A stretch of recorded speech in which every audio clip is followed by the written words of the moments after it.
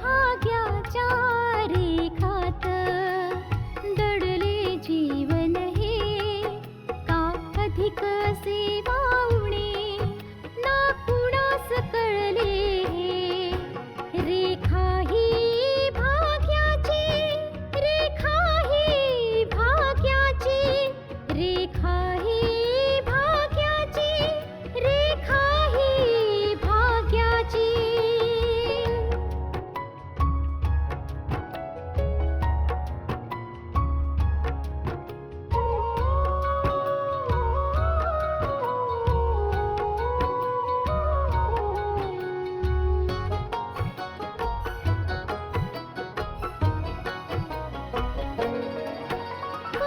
फुलाच चेहरासा दिसतोय परक्याचा,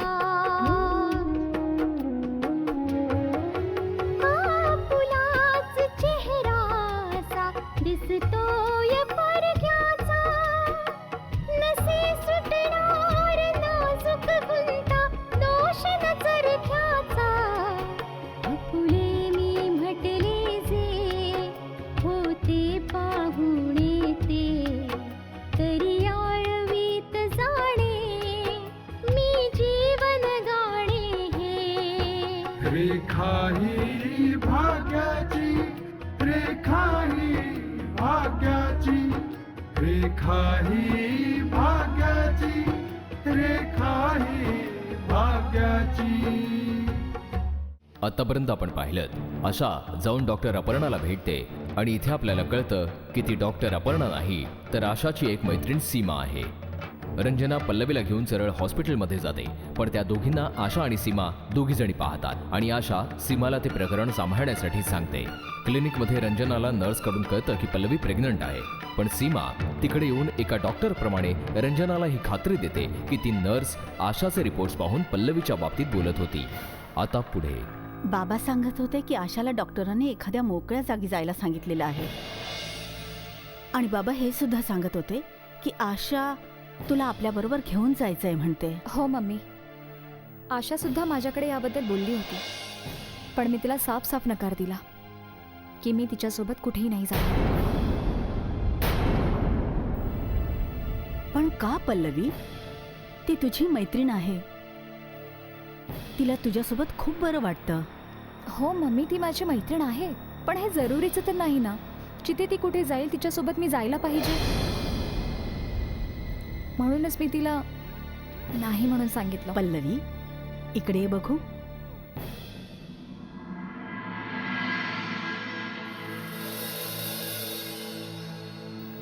समजण्याचा प्रयत्न कर बेटा. ती घेऊन जायचंय तर कुणालाही घेऊन जाऊ शकते, पण तुमची मनं एकमेकींशी जुळलेली आहेत. तू तिच्या मनातल्या गोष्टी ओळखतेस बरोबर, आणि ती तुझ्या मनातल्या गोष्टी ओळखते. आणि बाळा, अभिजित सुद्धा इकडे नाहीये. तू जर तिच्यासोबत गेलीस तर तुला सुद्धा मनापासून बरं वाटेल. नाही मम्मी, मला असं वाटतंय की मी जाणं बरोबर नाहीये. बाकी तुमची मर्जी.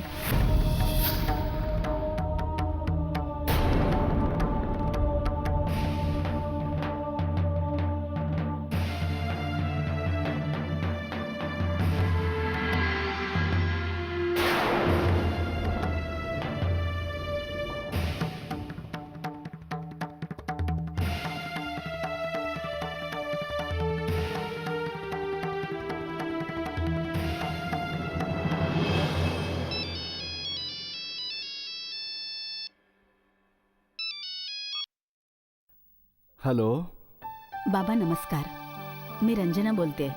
अरे सुखी राहा बेटा. बोला, कशासाठी फोन केला होता? बाबा, तुम्ही जे सांगितलं त्यावर विचार केल्यावर मला सुद्धा असं वाटतंय की पल्लवीला आशासोबत पाठवलं तर बरं होईल. पल्लवी जर आशासोबत गेली तर विजय सुद्धा तिकडे येत जात राहील ना. पल्लवी आणि विजय दोघांना एकमेकांजवळ येण्याची संधी मिळेल. तर मग पल्लवीला आशासोबत पाठवलं तर चालेल? हॅलो बाबा, कसला विचार करताय तुम्ही? नाही बेटा, मी असा विचार करत होतो की एवढ्या लवकर आपण कोणताही निर्णय घेणं चुकीचंच ठरेल. बाबा, हे तुम्ही काय बोलता आहात? मी तर पल्लवीशी ह्याबाबत बोलले सुद्धा. आणि मी तुम्हाला यासाठी फोन केला होता की तुम्ही पल्लवीला समजवा, कारण ती आशासोबत जायला नकार देते. पल्लवीने नकार द्यायचा काय अर्थ आहे? कदाचित तिच्या नकाराचा अर्थ हा तर नाही की आशा ह्या शहरातून दूर निघून गेल्यावर पल्लवी आणि विजयला इकडे रान मोकळं मिळेल. हॅलो बाबा, तुम्ही थोडे अस्वस्थ वाटताय मला. मी बोलते आणि तुम्ही उत्तरच देत नाहीये. बेटा, मी उत्तर काय देऊ? मी इकडे जरा घरामध्ये बोलून तुला नंतर सांगतो. तोपर्यंत कोणताही निर्णय घ्यायची काही गरज नाही. ठीक आहे बाबा, पण तुम्ही तुमचा निर्णय जरूर कळवा मला. नमस्कार. ठीक आहे, सुखी राहा बेटा.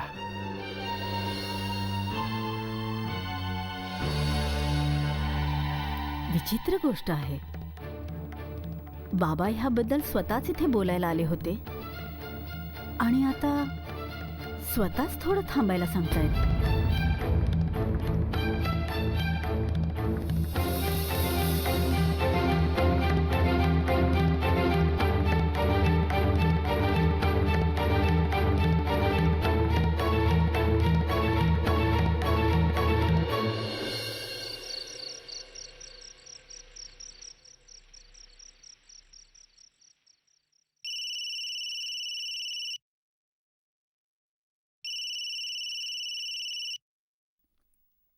नमस्कार मम्मी.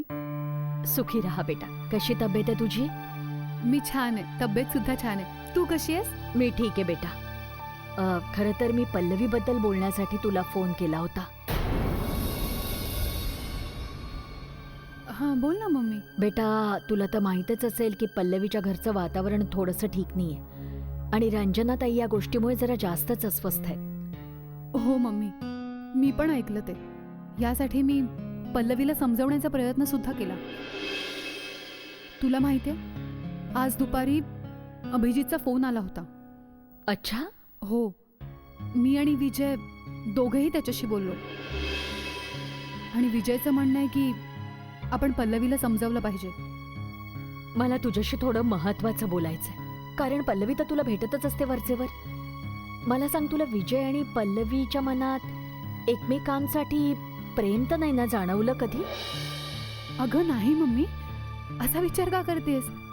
पल्लवी माझी मैत्रीण आहे आणि मी पूर्ण खात्रीने सांगू शकते की तिच्या मनात अशी कुठलीही गोष्ट नाहीये आणि विजयच्या सुद्धा नाहीये. परमेश्वर करो आणि तुझं हे म्हणणं खरं असो. मला आजच असं कळलं की पल्लवी आणि विजय एकांतात भेटले होते, त्यामुळे मग जरा वेगळेच विचार यायला लागले. अगं नाही मम्मी, तुम्हा सगळ्यांचा गैरसमज झालेला आहे. खरं तर आज दुपारी अभिजितचा फोन आल्यानंतर मी स्वतःच विजयला सांगितलं होतं, जाऊन पल्लवीला भेट आणि तिला समजाव. हे तू काय सांगतेस आशा? तेच सांगते मी, जे खरं आहे. विजय पल्लवीला समजवायला गेला होता आणि मम्मी, ज्या कोणीही विजय आणि पल्लवीला एकत्र पाहिलंय त्याचा गैरसमज झालेला आहे. असं मुळीच नाहीये. ओह मम्मी, विजय आणि पल्लवी दोघं समजूतदार आहेत. असं कोणतंही पाऊल उचलणार नाहीत ज्यामुळे दोघांचं आयुष्य बर्बाद होईल. आणि आता तर ते फक्त मित्र आहेत, फक्त मित्र. ठीक आहे बेटा, आता मी फोन ठेवते. हा, स्वतःची काळजी घे. ठीक आहे मम्मी, ठेवते मी.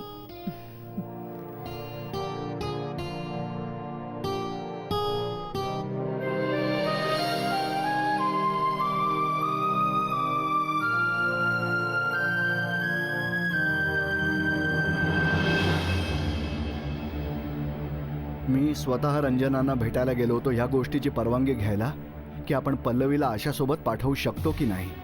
पण आता मी हा विचार करतोय की आपला हा निर्णय योग्य आहे का. तुम्ही अगदी ठीक विचार करताय बाबा. मला सुद्धा असं वाटतं की घाईत अजाणतेपणी आपण चुकीचा निर्णय नाही घेता कामा. कारण की पल्लवी आणि आशा जर एकत्र राहिले तर तिकडे विजयचं येणं जाणं होतच राहणार. हो बेटा, मी सुद्धा हाच विचार केलाय. पण ठाऊक आहे तुला, पल्लवीने आशासोबत जायला स्वतःच नकार दिलाय. काय? हो बेटा, आता पुन्हा विचार करतो. आशा शहरातून गेलेली असेल, पल्लवी आणि विजय ह्या शहरात एकटेच असतील. म्हणजे यासाठीच पल्लवीने आशासोबत जायला नकार तर नाही ना दिला? बाबा, तुम्ही चुकीचा विचार करताय, पूर्णपणे चुकीचा. का? कोणीतरी बरोबरच म्हटलंय, जेव्हा आपल्या डोळ्यांवर संशयाचा पडदा असतो ना, तेव्हा सगळ्या गोष्टी आपल्याला त्याच भोवती गोल फिरताना दिसतात. संशयामुळे मग आपण कितीतरी भलते सलते विचार करू लागतो, ज्या गोष्टींचा वास्तवाशी काही संबंधच नसतो खरं तर. पण काहीतरी तू हे सगळं का बोलतेस? माझं आशाशी बोलणं झालंय. तिला माहित होतं की विजय पल्लवीला भेटायला गेला होता. आशाला माहीत होतं? हो बाबा, आणि फक्त माहीतच नव्हतं तर खरं असं आहे की आज दुपारी अभिजितचा फोन आला होता आणि त्या फोन नंतर विजय पल्लवीला समजवायला गेला होता. माझं बोलणं ऐकल्यावर आशा हवालदिल होऊन मलाच समजवायला लागली. ती म्हणाली ही गोष्ट ना तर पल्लवीच्या मनात आहे आणि नाही विजयच्या. हा असला विचार करणंच चुकीचं आहे.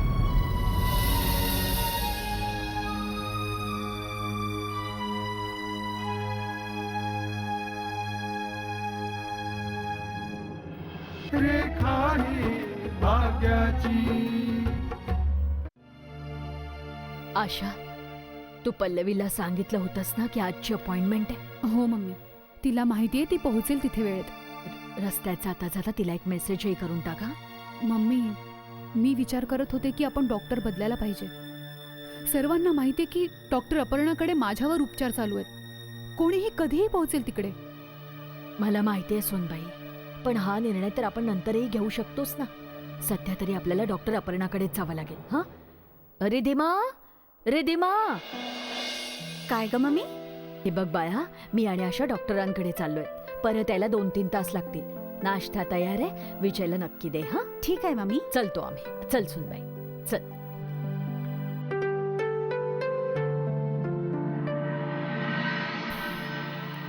दीदी, हं? मम्मी आणि आशा कुठे आहेत? आत्ताच ते डॉक्टरांकडे गेले. ओहो, मी विचार केला होता की आज मी सुद्धा त्यांच्यासोबत जाईन आणि डॉक्टरांशी बोलून घेईन. तू तर जायलाच पाहिजेस विजय.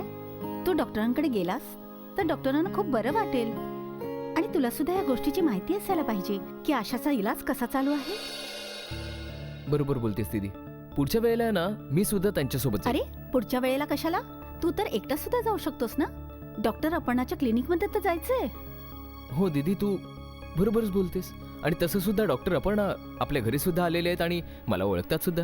हो, तर तू जा तिकडे आणि डॉक्टरांना हे विचारून घे की आशाला बाहेर पाठवायचं असेल तर कधीपर्यंत पाठवू शकतो. तू बस, मी नाश्ता घेऊन नाही येते. नाही दीदी, मी नाश्ता रस्त्यात करेन. मी निघतो. असं दिसतंय की सगळा नाश्ता मलाच संपवावा लागणार. मम्मी, तुम्ही बसा.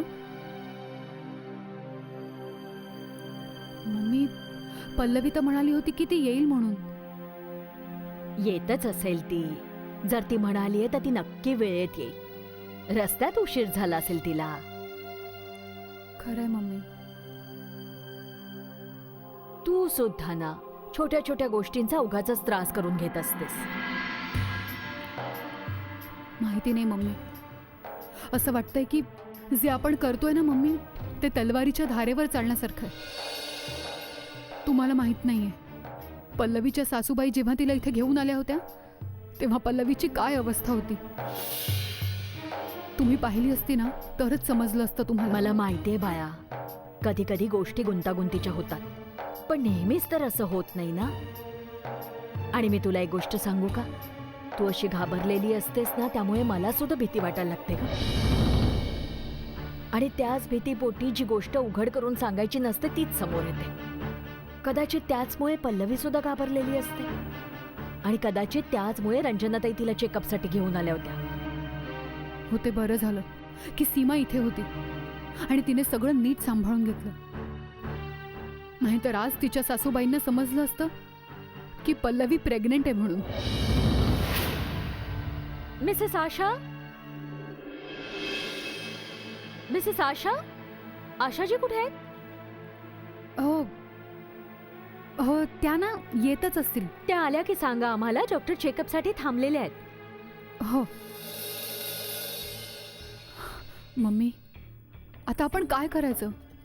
फाईलमध्ये नाव आशाचं लिहिलंय आणि चेकअप पल्लवीला करायचंय.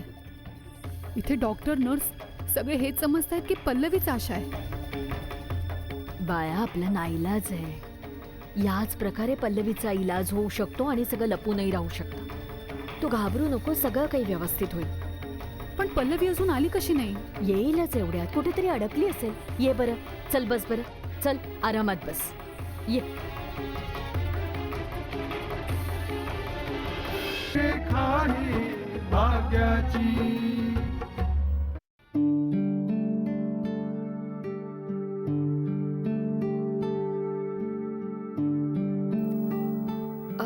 मम्मी, मी जरा आशाला भेटून येते.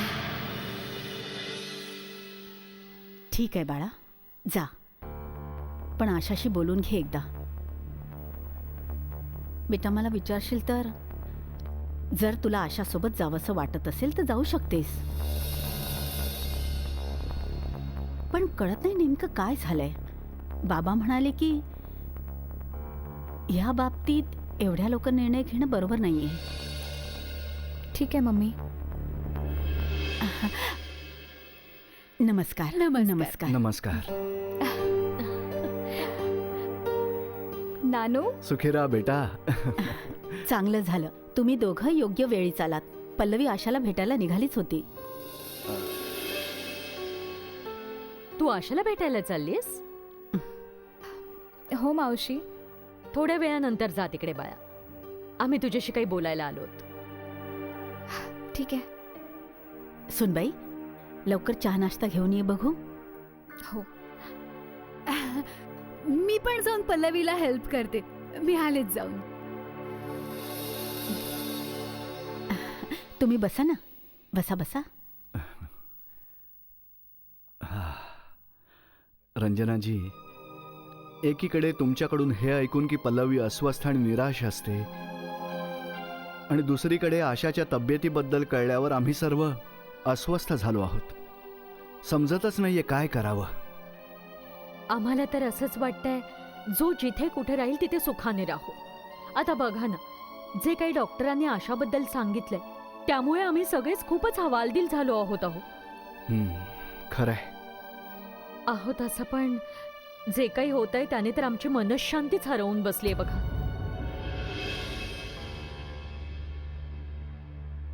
मम्मी, काहीतरी गडबड नक्कीच झाली हो.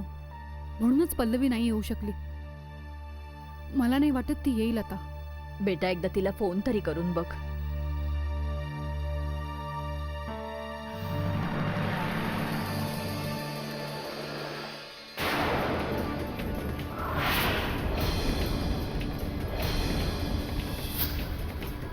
मम्मी, विजय कुठे?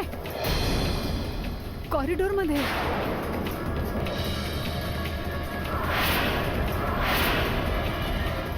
हे परमेश्वरा, हा विजय इथे काय करतोय आता?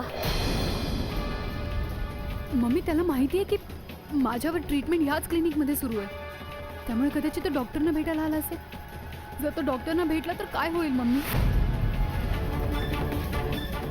हो बेटा, विजय तर तुझ्या मैत्रिणीला सीमाला डॉक्टर अपर्णा समजतोय. मम्मी, विजयने अजूनही आपल्याला पाहिलेलं नाहीये. जर विजयचं लक्ष माझ्याकडे आत्ता गेलं तर तो मला डॉक्टरकडे घेऊन जाईल. डॉक्टर तर मला बघितल्याबरोबरच सांगेल की मी आशा नाहीच आहे मुळी, आणि ना मी प्रेग्नेंट आहे. मग हे परमेश्वरा, ही नवीन नवीन संकट कुठून येतात आमच्यावर? आता काय करायचंय मम्मी? अजूनही पल्लवीची वाट पाहायची का? पण जर पल्लवी इथे आली तर सगळे तिला आशा म्हणून हाक मारतील आणि सगळं पितळ उघडं पडेल. चल मग, लवकरात लवकर निघूया इथून आपण. मम्मी, विजय बहुतेक डॉक्टरांना भेटण्याबद्दलच विचारत असणार. ते सगळं आता सोडून दे, नंतर निस्तरूया आपण. चल आधी इथून. आणि हो, आत्ताच्या आत्ता पल्लवीला फोन कर बघू.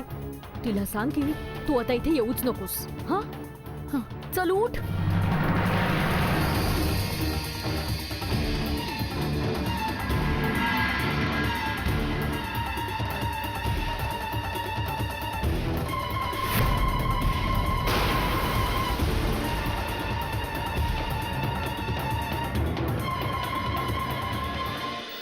रेखा ही घ्या गरमागरम नाश्ता. वैशाली मला सांग, पल्लवी कुठे राहिलीये? ती चहा घेऊन येते मम्मी. अच्छा. हा. वैशाली बेटा, फक्त पल्लवीच नाही, तू सुद्धा आम्हाला आमच्या मुलीसारखी आहेस. पल्लवी तुझ्यापेक्षा लहान आहे, तिच्याकडून चुका होऊ शकतात. आता पल्लवी तुमची मुलगी आहे म्हणजे तुम्ही तिची बाजू घेणारच ना. मी समजू शकते हो, पण माझ्यापेक्षा छोटी असूनही मला वारंवार उलट बोलायला लागली तर मी कुठपर्यंत सहन करणार नाही का आंटी? पल्लवी सुशिक्षित आहे, ती वकील झालेली आहे, पण तरी सुद्धा तिला नात्यांचं महत्व कदाचित अजूनही काय असतं ते माहित नाहीये. नाही बेटा, असं नाहीये. असं कोण असेल ज्याला नात्यांचं महत्त्व माहीत नसेल? पण त्या नात्यांना निभावण्याचा प्रयत्न केला पाहिजे ना. पल्लवीकडून चूक होऊ शकते, ती लहान आहे, तर तिला लहान बहीण समजून माफ केलं पाहिजे, हो ना? मी मोठी सून किंवा छोटी सून दोघींमध्ये कुणालाही चुकीचं नाही म्हणू शकत, पण तरी सुद्धा कळत नाही मला असं का होतंय सगळं. मला वाटतं की कदाचित तुम्ही लोकांनी पल्लवीशी बोललं पाहिजे की ती का नेहमी निराश बसून असते, का नेहमी उलट उत्तर देत असते. हेच तर सगळं पाहून मला वाटत होतं की पल्लवीला आशासोबत पाठवलंच पाहिजे, पण तुम्ही म्हणालात की मी हा निर्णय घेताना काही गडबड करू नये. नाही नाही रंजनाजी, ती गोष्ट तर मी अशीच बोलून गेलो होतो, पण मला सुद्धा वाटतंय की पल्लवीने आशासोबत गेलंच पाहिजे. हो, दोघी एकत्र राहतील ना तर आशाचा वेळही खूप छान जाईल. हो. खरं तर मला असं वाटतं की पल्लवीला ह्या घरापासून वेगळं राहूनच हे जाणवायला लागेल की छोट्या मोठ्या गोष्टींना सहन करूनच आपल्या माणसांबरोबर राहण्यातच सुख मिळतं. बरोबरच बोलताय तुम्ही. कधी कधी माणूस आपल्या माणसांचं प्रेम आणि त्यांचं महत्त्व ओळखूच शकत नाही, पण दूर गेल्यानंतर आपल्या माणसांचं प्रेम जाणवायला लागतं, आणि हे जाणवायला लागतं की कोण त्याच्यावर किती प्रेम करताय. तुम्ही सुद्धा एकदा पल्लवीला समजवायचा प्रयत्न करा. नक्कीच. वैशाली, हो.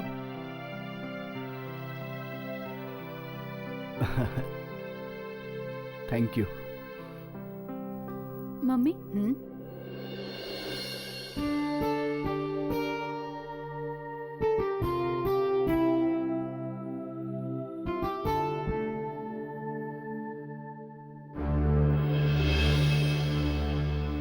अगं मम्मी, तुम्ही दोघी आलात? विजय नाही भेटला? विजय तर इथेच होता ना घरी? नाही मम्मी, तो तुमच्या मागेच तिकडे गेला. सांगत होता डॉक्टरांशी मला थोडंसं बोलायचंय. तुम्हाला तिकडे विजय भेटला नाही का? नाही भेटला. घ्या, विजय पण आला. तू कुठे गेला होतास? मी तुम्हा लोकांच्या मागे मागे डॉक्टर अपर्णाच्या क्लिनिकवर गेलो होतो, पण तिकडे नर्सने सांगितलं की तुम्ही तिकडे गेलाच नाहीत म्हणून. ते विजय, आम्ही दोघी म्हणजे आम्ही विचार केला की एखाद्या दुसऱ्या डॉक्टरलाही दाखवावं ना.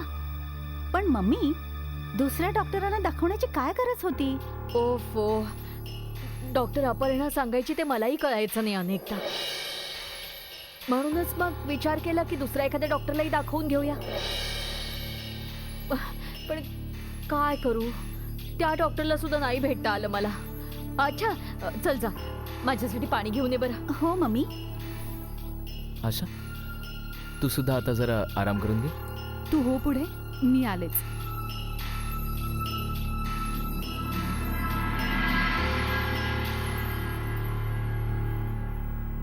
रिद्धिमा इथे उभी राहिली असती तर प्रश्नांवर प्रश्न विचारत राहिली असती. हो मम्मी, पण विजय जर एकदा डॉक्टर अपर्णाच्या क्लिनिकवर जाऊ शकतो तर दुसऱ्यांदा सुद्धा जाऊच शकतो. ते सगळं आपण बघून घेऊया सुनबाई. पण आज पल्लवी का नाही आली? मी तिला फोन केला होता. किचनमध्ये चहा बनवत होते. सांगत होती की मम्मी आणि नानू आले होते. याचा अर्थ बाबा त्यांना समजवण्याचा प्रयत्न करतील की तिला तुझ्यासोबत पाठवण्यात यावं. आम्हाला बाहेर जावं लागेल. पण पल्लवी एक की बरोबर याला तयारच नाहीये. आशा, तू माझा पण प्रॉब्लेम समजून घे ना. ही आपली समस्या आहे आणि आपण आपल्या समस्येशी स्वतः लढलं पाहिजे. आणि मी म्हणतो की आपल्याला पल्लवीवर अवलंबून राहायची गरजच काय.